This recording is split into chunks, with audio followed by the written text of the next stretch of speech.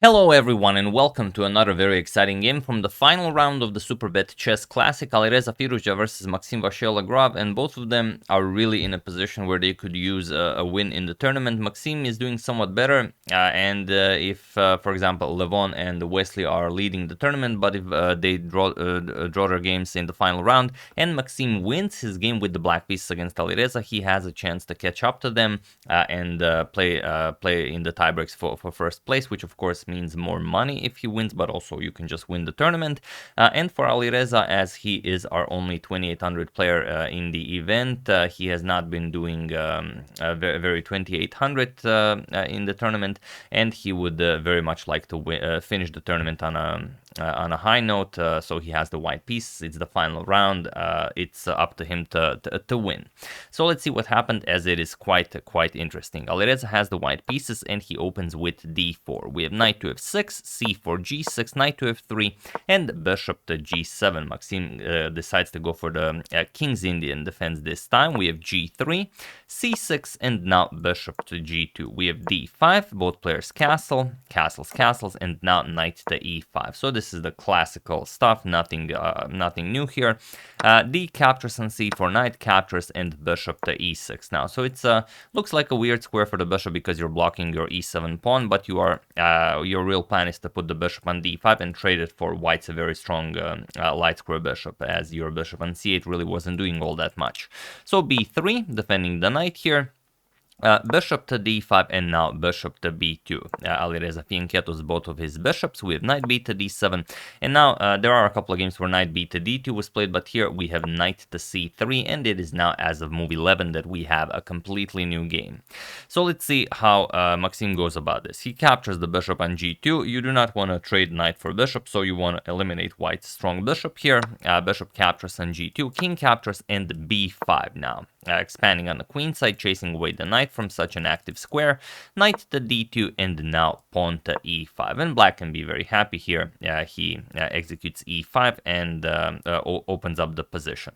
D captures, knight captures, and now knight d to e4. Now offering a trade of knights. Soon the bishops will get traded off. We're offering a trade of queens. So here we can pretty much trade everything if the players choose to do so. So instead we have knight e to g4 first, saying that, okay, if you capture, I can always capture back with the knight, and now that's exactly what happens. We have a knight captures on f6 with check, knight captures, and now queen to c2, avoiding the queen trade. Queen to e7, black gets the queen away from the d file. As you know, white is putting a rook on the d file. Rook f to e1, and now comes queen to c5. Now interestingly here, rook f to d8 or rook a to c8 seems like an automatic. Defending the c pawn, you want to push it, and also just putting the rook on an open d file. But Maxime goes for queen to c5 first. It's sort of an improvement on the position. The queen is a bit more active on c5 than on e7. Plus you have this immediate threat of b4. It would win the knight. The knight cannot move. The queen is undefended. So okay, Alireza has to play rook a to c1 first, and now rook f to e8. And now we have knight to d1, just offering a trade of queens, and here Maxime goes for it. We have queen captures, and rook to e6 now, defending the pawn here. Knight to e3, and now comes rook to d8. Now how do you play this with white? Rook e to c1 seems like the way to go. You want to put pressure on that c pawn. The problem is black has knight to d5, and now what do you play? Knight captures, rook captures, and you can, for example, play bishop captures, king captures. But now, if you capture on c5, on c6, we're gonna capture on e2. So you can't really play this. And if we push this, then we just move the rook, defend the pawn, and everything is perfectly fine. So instead, we have knight to f1 by Alireza, knight to d5 now, and bishop captures on g7. We have king captures and a3, taking away the b4 square from Maxime's knight. We have a5 and now knight to d2. We have b4, and Alireza closes the position with a4, and we reached the position from the thumbnail. Maxime plays rook to e3, and this is where the fun really starts. Now, how can Alireza continue here? Of course, you cannot capture the rook. If you capture, you mess up your own pawn structure. Black wins back the rook, and that's just it. Black will continue by winning this game. Alireza goes for rook captures on c6 right away, but rook to b2, just adding a defender to the b3 pawn and preparing to activate your knight. knight is also something to consider. For example, rook c3, knight e4 attacks the rook, and now c5. This is probably what Maxime had in mind. He wanted to give up the exchange to create a pass pawn here, and let's say knight captures on c3, knight captures on c3, and next we're going to push c4 and create a pass b pawn. Let's say king f1, we're going to push c4, and after b captures rook d4, we're going to win the pawn back, and we have a defended pass b pawn on the fourth rank, which is incredibly strong. So this is what Maxime wanted, and pretty much whenever you have Maxime playing the Gruenfeld or the King's Indian or something like this, or even the Sicilian Najdorf, he will always give up the rook for the knight and push very hard for the win. But here Alireza went rook captures on c6. He thinks this is less risky, and okay, we have rook to c3 now, threatening the rook. If Alireza trades, then Maxime gets pass pawn on c3. So knight to c4, and here rook captures on b3. We have, okay, if you go for the a5 pawn, this is possible. Then we play rook to e3, and after, let's say, e4, attacking the knight to c3, and now e5, we're going to capture on a4, and this is the position that we would have. White would have this very strong pawn on e5, but it's not a pass pawn, and black does have a pass b pawn, so there's that if you capture on a5. So first Alireza kicks away the knight. We have rook to e8 now, not allowing the capture, as the rook on e1 would hang. Knight to d6 attacking the rook, and now rook to e6. We have rook to d1, now threatening to pick up the knight, and knight to f6. And this is the critical moment that basically decides the game. What can Alireza play here? Now I'm just going to show you what he played, and then I'm going to tell you what he should have played. He played e5 right away. Now, to understand why he played e5, because if you just look at this move e5, what is that? First, we have to ask ourselves, what happens if rook to c7? So how does black defend the f7 pawn? Well, of course, Alireza spotted that if he plays this, he loses the game because of the tactic rook captures knight, rook captures, and now knight forking the two rooks. And once the rook moves, let's say rook d to c6, we're going to capture on c7, rook captures, now rook a3, we're going to win the a4 pawn, and of course black wins this endgame easily, as he will have two connected pass pawns on the queen side. So that's why Alireza played e5, as he wanted the rook to move from e6. The thing is, you first play rook to d4. That's what Alireza should have played, and it seems odd, but now you're preparing e5, and you're taking away the g4 square from the black knight. So that's the good stuff. But here after e5, there's the problem. Maxime plays knight to g4, and now it seems like okay, of course the pawn cannot be captured. Now rook to c7 is great for white, because your rook can no longer capture the knight here. That's the idea. But after knight to g4 here, now what can you play here? Okay, rook to c7. This is what Alireza found.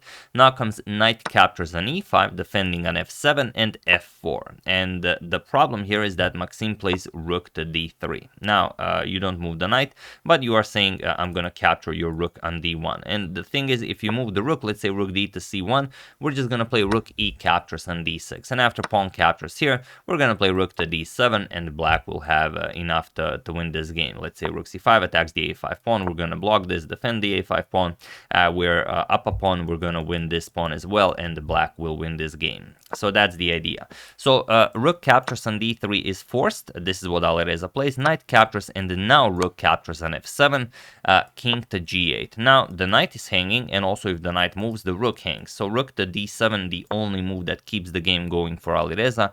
Now b3. Maxime starts pushing his pass pawn, and now you already know that you will have to give up this knight for the pawn. The rook cannot move because our knight will hang here, so you have to try something. Rook to d8 check, king g7, rook d7 check, king to f8, and now knight to c4. So we moved the knight, but now comes pawn to b2. And this is a bit of a rushed idea, maybe by Maxime. There's the even more tricky knight to c5, attacking the rook, taking control over the b7 square. So rook to b7 is not an option, and for the moment guarding the b3 pawn, but we're actually going after the a4 pawn. And now let's say rook d8 check, king will move, rook to b8 going after the pawn. Now we play rook to e2 with check, king h3, and now rook to c2. We challenge the knight, and after the knight moves, now we play rook to a2. So the knight controls the b3 pawn. That seems to be very important in this line. Knight b1, now rook captures on a4, and we finish by having two connected pass pawns on the queen side with great winning chances for Maxime. But okay, he decided to push the b pawn right away, and now Alireza plays knight captures on b2. And here, this was perhaps a little bit rushed, but let's discuss rook to b7. This is also possible, but then Maxime has this forcing line, rook to e2 check, king f3 attacks the rook, now rook f2 check, king e3, and now knight b4. Offering a rook for the promotion of the queen, and here knight captures on b2 is forced. Rook captures on b2, and rook will capture on h7. And this is the position that we will get, where it's gonna be tough, but it is kind of possible to win the game.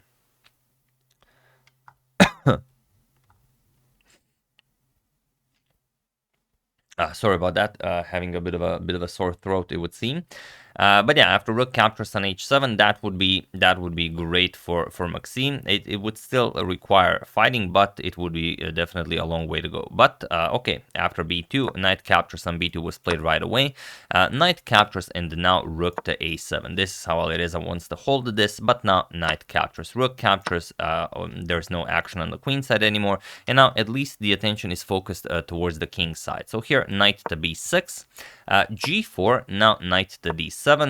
We have king to g3, and now rook to e3 with check. So can Maxime win this? He has a knight. Alireza is up a pawn. It's not going to be easy, but with perfect play, it should be winning. We have king to h4, knight to f6, now rook to a8 with check. So how can Alireza try and create a fortress here? King f7, we're going to play rook to e7 check. Rook to e7, of course, the rook trade is never possible for Alireza. If he trades, then the game is winning for Maxime. Rook a5, now knight to e4. We have f5. Alireza wants to trade down as many pawns as possible, because if we take all the pawns from the board, then it will be a draw. So here, rook to d7, f captures on g6, h captures, and now rook to a4 attacks the knight. We have rook to e7 defending, and the rook to a5. King f6, we have g5 with check, king back to f7, and king to g4. We have knight to d6, and now rook to a4. So he doesn't want to allow any checks along the fourth rank. Knight to f5, and now pawn to h4. So how can Maxime make progress here if the rook keeps controlling the fourth rank? Well, the idea is that we have to put the knight to h5, and this is, of course, his next maneuver. Knight g7, king f3, we have knight to h5, and rook to b4. So just keeping control over the fourth rank.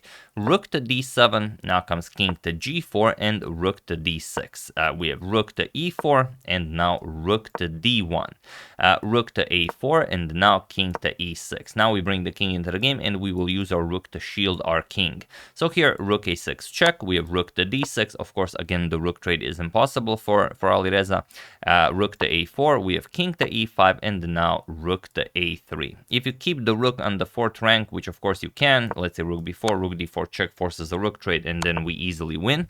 So rook a3, and now rook to d4 with check. We have king to h3, now king f5. Slowly but surely our king is winning crucial squares here. We have rook to a5 with check, king to e4, and now king to g4. So not allowing the black king too much control, but now king e3, opening up a discovery. King h3, now rook to e4. We wanna bring the king over to f2. Doesn't really matter what white plays. Rook to a1, now king f2. We have rook to a2 with check, and king f3. Rook a3 check. We have rook to e3. Again, we cannot trade rooks, as the endgame would be winning. Rook to a4, and now knight to f4 with check. And it was in this position on move 74 that Alireza Firouzja resigned the game, and a brilliant victory for Maxime Vachier-Lagrave, who not only wins his final round game, but also catches up to the leaders Wesley So and Levon Arian, and they will now play a tiebreak mini event to see who will be the true winner of this wonderful event. So here you resign, you are in check, you have to move. Once you move, we're gonna deliver a check here. here, king h1, knight to h5, and now we will either pick up all of these pawns, or if white insists on defending those pawns, then we're just gonna checkmate the white king. And now it doesn't matter what you play. Rook a3 check, king to g4, rook a4 check, king to h3, and the next move, rook to g2, will be checkmate regardless of what you played. There is no stopping this. Okay, you could play something like rook a2, but that's weird.